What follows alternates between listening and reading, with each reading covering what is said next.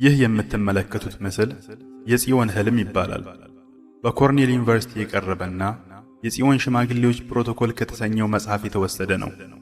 ከምስሉ ጋር የተያያዘው ማብራሪያ እንደሚጠቁመው ይህ ካርታ የታላቋ እስራኤልን ግዛት የሚያሳይ ነው። ስለ እስራኤል ግዙፍ ህልም ያልሰማ ይኖራል ተብሎ አይታመንም። ጽዮናውያኑም ይህንን ህልም ወደ ተግባር መለወጥ መጀመራቸውን ያልሰማ የለም። ነገር ግን አሁን ይህ ህልም የት ደርሷል? አብዛኛው የታለመለት ግብ የተሳካለት የዩኖን እቅድ ስትራቴጂስ ምንድነው? ከእቅዱ ውስጥስ ሳውዲ አረቢያን፣ ዮርዳኖስንና የናይል ምድርን የሚመለከቱት ቀሪ ጉዳዮች ምንድናቸው?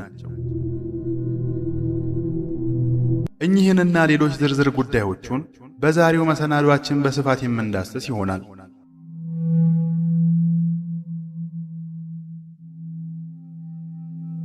የታላቋ እስራኤል ጽንሰ ሐሳብ መነሻው የመጽሐፍ ቅዱስ ጥቅሶች ናቸው።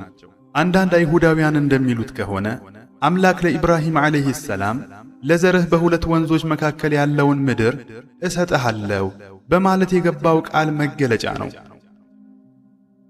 ይህ የተስፋ ቃል እስራኤል ግዛቷን ለማስፋፋት ለምታደርገው ጥረት እንዲሁም በአረቦችና በፍልስጤማውያን ላይ ለምትከፍተው ጦርነትና ሰዎችን ከቀያቸው ለማፈናቀል እንደ ሰበብ የሚቀርብ መከራከሪያ ሆኗል።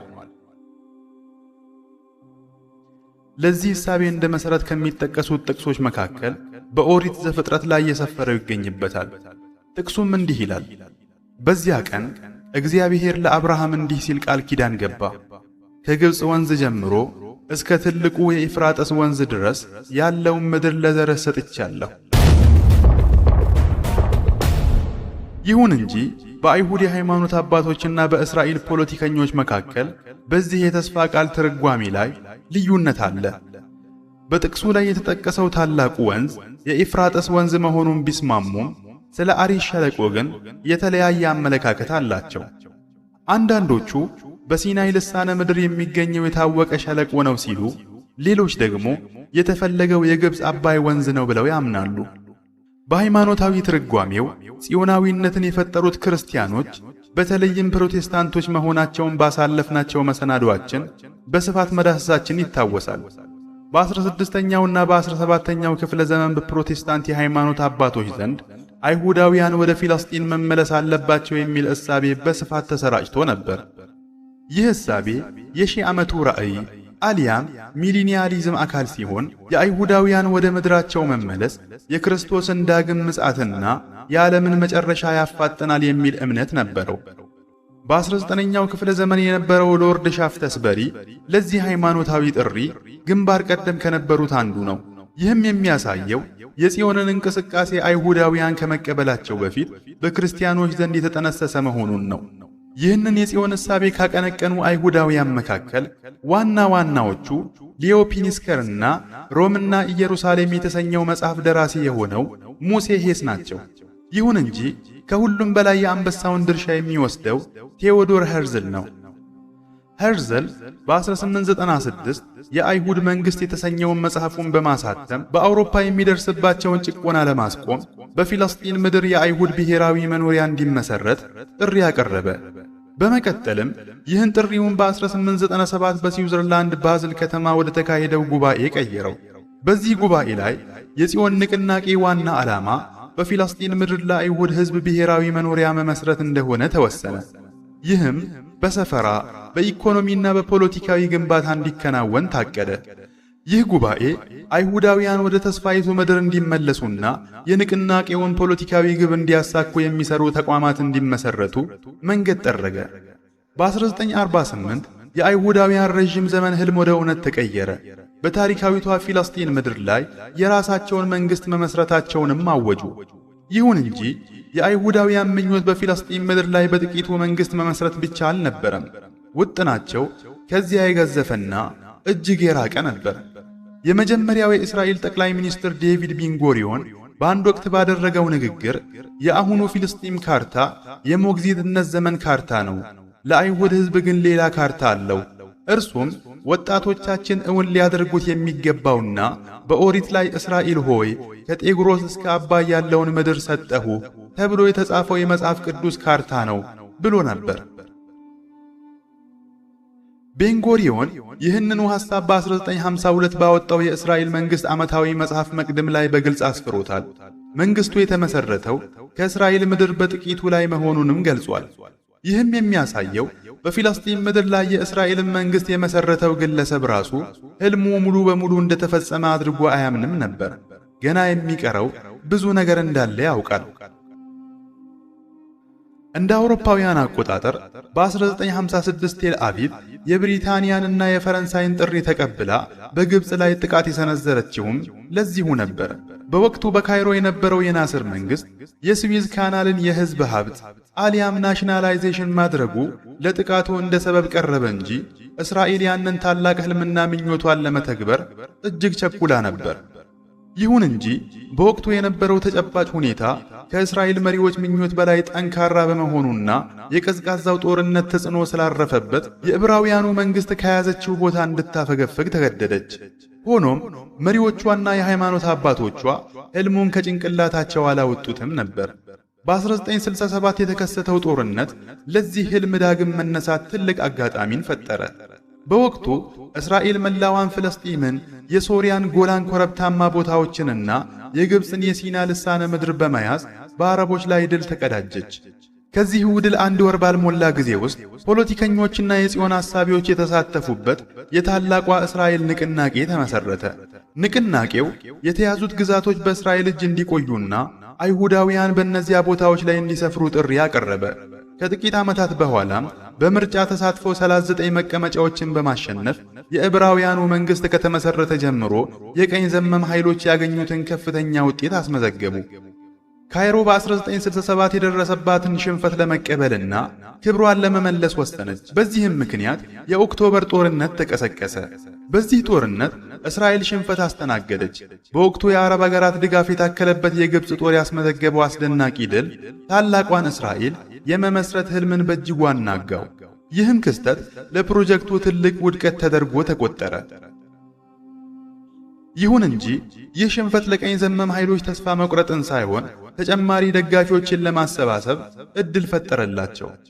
ይህም በ1977 የታላቋ እስራኤል ንቅናቄ አባል የነበረው ሊኩድ ፓርቲ ስልጣን ላይ እንዲወጣ መንገድ ጠረገለት።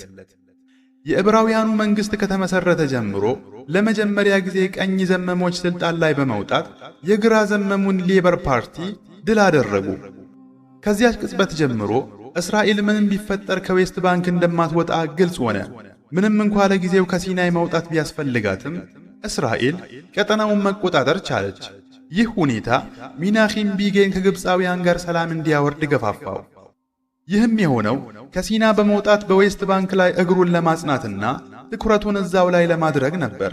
ይህ እርምጃ እስራኤልን ለማስፋፋት ለታለመው ፕሮጀክት ሁለተኛው ምዕራፍ ተደርጎ ይወሰዳል። ቴልአቪቭ የሲና ግዛትን እንድትለቅ የሚያስገድዳትን የካምፕ ዴቪድ ስምምነትን ብታጠናቅቅም በዕብራውያኑ መንግሥት ውስጥ ያሉ ቀኝ ዘመሞች ግን ሲናን ጨምሮ የተስፋይቱ ምድር ናት ብለው ወደሚያምኑበት ግዛት ለመመለስ እቅድ ነበራቸው። ከስምምነቱ በኋላ ካህ የተሰኘ አዲስ ፓርቲ በረቢ ሜኢር ካህና አማካይነት ተመሰረተ። ካህና ታላቋ እስራኤል በሚለው እሳቤ እጅግ የተለከፈ ከመሆኑ የተነሳ ፍልስጤማውያንን ከዌስት ባንክ በኃይል በማባረር ሕልሙን ለብቻው ለማሳካት ይጥር ነበር። በ1980 ይህንን ሕልም እውን ለማድረግ የሚረዱ ፈንጂዎችንና የጦር መሳሪያዎችን ይዞ በመገኘቱ በቴልአቪቭ መንግሥት ታሰረ። ነገር ግን ከ7 ወራት በኋላ በቤጊን ትዕዛዝ ተፈታ። ከዚያ በኋላ ንቅናቄው እያደገና እየጠነከረ በመሄድ የብዙዎችን ድጋፍ ማግኘትም ቻለ። በ1982 የዓለም አቀፍ የጽዮን ድርጅት የሥነ ተግባቦት ክፍል ቃል አቀባይ በሆነው ሁቪኒም መጽሔት ላይ አንድ ጥናት ታተመ። ለእስራኤል በሰማንያዎቹ ውስጥ የተነደፈ ስትራቴጂ የሚል ርዕስ ያለው ይህ ጥናት የወጣው እስራኤል ሊባኖስን በወረረች በአንድ ሳምንት ጊዜ ውስጥ ነበር። ይህንን ሰነድ የጻፈው ኦዴድ ዩኖን የተባለ ግለሰብ ሲሆን እርሱም የአሪኤል ሻሮን አማካሪና በእስራኤል የውጭ ጉዳይ ሚኒስቴር ውስጥ ከፍተኛ ኃላፊ የነበረ ሰው ነው። እንደ ዩኖን እቅድ ከሆነ የእስራኤል ቀጣይ ግብ የአረብ ሀገራትን በዘርና በሃይማኖት ግጭት በመከፋፈል ማዳከም ነው። ሰነዱ እንደሚጠቁመው እስራኤል በሰማንያዎቹ መጀመሪያ ላይ ከአባይ እስከ ኤፍራጥስ ወንዝ ድረስ ያለውን የአይሁድ ሕልም እውን ለማድረግ በውስጥና በውጭ ያላትን ግብ የሚቃኝ አዲስ እይታ ያስፈልጋታል። ሰነዱ የአረብና የእስላሙ ዓለም በልዩ ልዩ አናሳ ቡድኖችና ጎሳዎች የተገነባ እንደመሆኑ መጠን እንደ ወረቀት ቤት በቀላሉ የሚናድ መሆኑን ይገልጻል። ይህ ሁኔታ ለእስራኤል ፈተና ቢሆንም በሌላ በኩል ግን ትልቅ ዕድል መሆኑንም ያብራራል። የዩኖን ዕቅድ ተብሎ የሚታወቀው ይህ ስትራቴጂ የአረብ ሀገራትን በማዳከም በኋላም በመከፋፈል የጽዮንን መስፋፋት ፕሮጀክት እውን ማድረግ ላይ ያተኩራል። እንደ ሰነዱ ትንታኔ ከሆነ የታላቋ የእስራኤል ግዛት የሊባኖስን፣ የሶሪያን፣ የዮርዳኖስን፣ የኢራቅን፣ የግብፅንና የሳውዲ አረቢያን የተወሰኑ ክፍሎች ያካትታል። እስራኤልም ቀጠናውን በበላይነት ለመቆጣጠር እንዲያመቻት ለራሷ ታማኝ የሆኑና በጎሳ ወይም በሃይማኖት ልዩነት ላይ የተመሰረቱ ተላላኪ መንግስታትን ትዘረጋለች። ሰነዱ አበክሮ የሚገልጸው ኢራቅ ወደ 3 ማለትም ወደ ኩርድ፣ ወደ ሺዓና ወደ ሱኒ መንግስታት መከፋፈል እንዳለባት ነው። በተጨማሪም ሊባኖስ፣ ሶሪያ፣ ግብፅ፣ ኢራን፣ ቱርክ፣ ሶማሊያ፣ ፓኪስታንና የሰሜን አፍሪካ ሀገራት በጎሳና በሃይማኖት መስመር ተከፋፍለው ወደ ጥቃቅን መንግስታት እንዲለወጡ አቅጣጫ ያስቀምጣል። እነዚህ ጥቃቅን መንግስታት ህልውናቸው በእስራኤል ላይ የተመሰረተ እንዲሆንና መሪዎቻቸውም ከህዝባቸው ፍላጎት ፍጹም የተለዩ ማንኛውንም አይነት የአመጽ ሙከራ የሚያፍኑ መሆን እንዳለባቸው ሰነዱ ያትታል። በዚህም መላው ቀጠና ደካማና ተሰባሪ ወደ ሆኑ እስራኤልን መቋቋም አቅም ወደ ሌላቸው መንግስታት ይለወጣል። በምትኩም እስራኤል በጢግሮስና በኤፍራጥስ ወንዞች መካከል ግዛቷን በማስፋት ህልውናቸው በሷ ጥገኝነት ላይ በቆሙ ጥቃቅን አህጉራት ትከበባለች። ከዚህ ዕቅድ ውስጥ ምን ያህሉ እንደተተገበረ ለማወቅ ከዚያ በኋላ የተከሰቱትን ክስተቶች መመልከቱ በቂ ነው። በሊባኖስ የታየውና አገሪቱን ለሁለት የከፈለው የጎሳና የሃይማኖት ልዩነት፣ በ2003 ከአሜሪካ ወረራ በኋላ በኢራቅ የተከሰተው ሁኔታ፣ እንዲሁም በሶሪያ የታየውና በማንኛውም ሰዓት ሊፈነዳ የሚችል የታመቀ የሃይማኖት ግጭት ለዚህ ማሳያ ነው። እንደ ዩኖን ዕቅድ ከሆነ በዝርዝሩ ውስጥ ከተካተቱት አገራት መካከል የሦስቱ ተልእኮ በአብዛኛው ተሳክቷል። ማለትም ኢራቅ፣ ሶሪያና ሊባኖስ በጎሳና በሃይማኖት ግጭት መድረክ ላይ እንዲቆሙ ተደርጓል። አሁን የሚጠበቀው አገራቱን ወደ መከፋፈል የሚያደርሳቸው የፍንዳታ ጊዜ ብቻ ነው። ቀሪዎቹ ደግሞ ዮርዳኖስ፣ ግብፅና ሳውዲ አረቢያ ናቸው። እንደ ጽዮን እይታ ከሆነ በእነዚህ አገራት ላይ የሚከናወነው ሴራ ቀጥሏል። እያሰላሰሉበት ስላለው ጉዳይ ፍንጭ የሚሰጡ ምልክቶችን መጥቀስም ይቻላል። በርካታ አገራትን አፈራርሶ ካለፈው የአረብ አብዮት የተረፈችውና በሙስሊሞችና በክርስቲያኖች መካከል ሊቀሰቀሱ ከታሰቡ የሃይማኖት ግጭቶች በጽናቱ የወጣችው ግብፅ አሁን በፖለቲካዊ ክፍፍል እንድትዳከም ጥረት እየተደረገባት ይገኛል። በተለይም በ2013 የኢኽዋኑል ሙስሊሚን መንግስት ከስልጣን ከተወገደ በኋላ ለፖለቲካዊ ቀውሱ መፍትሄው መሳሪያ መታጠቅ ነው ብለው የሚያምኑ ንቅናቄዎች ተፈጥረዋል። እነዚህ ቡድኖች በመንግስት ላይ መሳሪያ በማንሳት ስርዓቱን በኃይል ለመገልበጥ ይንቀሳቀሳሉ። ካይሮ ይህንን የፖለቲካ ፈተና በብቃት መወጣት ቢቻላትም የፖለቲካው ስጋት ሲቀረፍ ደግሞ የኢኮኖሚ ውድቀት ግብፃውያን ላይ ጥላውን መጣል ጀምሯል። ይህም የሀገሪቱን አንድነትና ትስስር የሚበጣጥስ ቀዳዳ ለመፍጠር ታስቦ የሚደረግ ነው። ግብፅ እስካሁን ድረስ በጥንካሬና በጽናት መቆም ቢቻላትም ስለ ወደፊቱ ሁኔታ ግን በእርግጠኝነት መናገር አይቻልም። ከግብፅ ቀጥሎ ደግሞ ወደ ዮርዳኖስ እንሻገራለን። በእሳት በተከበበ ቀጠና ውስጥ ሆና በአንጻራዊነት የተረጋጋች የምትመስለው ይህች ሀገር በቀኝ ዘመም የእስራኤል ኃይሎች ዘንድ ቀጣይ ኢላማ ተደርጋ የምትታይና አጋጣሚዎች የሚጠበቁባት ሀገር ናት። ለነዚህ ኃይሎች ዮርዳኖስ ቀጣዩ የጥቃት ግባቸው ናት። ዮርዳኖስን በቀላሉ ለመከፋፈልና ለማዳከም እንደ እንቅፋት የሚታዩት የአገሪቱ አነስተኛ ስፋትና የሕዝቧ ቁጥር ማነስ ቢሆንም አሁንም ድረስ ግን በውስጣዊ ክልላዊ ክፍፍሎች፣ በማንነትና በጎሳ ልዩነቶች ላይ በማተኮር የሚሸረቡ አደጋዎች ከበውታል። ግብፅ በርካታ መሰናክሎችን አልፋ እንደተሻገረችው ሁሉ ዮርዳኖስም እስካሁን ባለው ሂደት አደጋዎቹን ተቋቁማ መዝለቅ ችላለች። ይሁን እንጂ ስለ ወደፊቱ ሁኔታ የሚታወቅ ነገር የለም። ይህ እውነት ለሳውዲ አረቢያም ይሰራል። ሳውዲ አረቢያ በተለያዩ ዘርፎች የሪፎርምና የልማት ጉዞ ላይ ትገኛለች። እንደ ሌሎች ሀገራትም በጎሳ፣ በሃይማኖት፣ በኢኮኖሚ ወይም በፖለቲካ ቀውሶች ውስጥ አይደለችም። ይሁን እንጂ አንዳንዶች እንደሚሉት ከሆነ አገሪቱን አሁን ላይ እያንዣበበባት ያለው አደጋ የባህል ቀውስ ነው። በአዲሱ የሳውዲ መሪ እይታና በነባሩ መሪዎች አመለካከት መካከል ያለው ሰፊ ልዩነት በሐሳብና በባህል ረገድ ክፍተቶችን ሊፈጥር ይችላል። ይህ ልዩነት ደግሞ ክፍተቱን የሚጠቀም አካል ከተገኘ ትልቅ መቃቃርን ሊያስከትል ይችላል።